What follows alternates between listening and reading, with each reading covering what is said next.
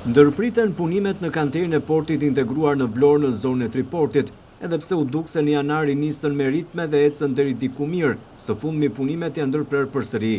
Nga vëzhgimi realizuar gjatë kësaj të premte nga televizioni 6+1 Vlora, vjet re ndërprerja e punimeve, ku sikundër ndiqni pamjet në zonë nuk ka asnjë automjet të tonazhit të rënd. Në fund të vitit të shkuar, kompania e cila po realizon punimet në portin e ri të Vlorës u angazhua në Unazën e Madhe të Tiranës dhe më pas në nisje të këtij viti u rikthye sërish në Vlorë, ku makineritë e rënda punuan për mbushjen e detit, për ndërtimin më pas të pilotave dhe pankinave. Por paralelisht u punua edhe për mbushjen me inerte të zonës, ku do të ndërtohet terminali i pasagjerëve. Megjithatë, gjatë këtyre ditëve të fundit punimet janë ndërprer, sikundër po ndiqni edhe nga pamjet në ekran.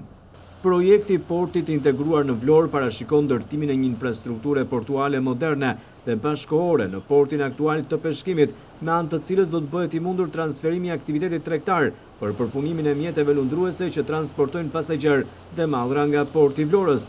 Po ashtu do të ketë infrastrukturë për akomodimin e anijeve të peshkimit, ndërsa marina do të akomodojë rreth 400 mjete. Porti i ri do të jetë mjaft i rëndësishëm, pasi do të sjellë edhe ankorimin e trageteve apo të ndryshme anijeve të pasagjerëve, ku gjithçka rreth aktivitetit portual do të zhvendoset më pas në ambientet e Triportit. Gjithsesi, gjatë ditëve të fundit nuk po punohet në këtë projekt, ndërsa nuk dihen arsyet se pse.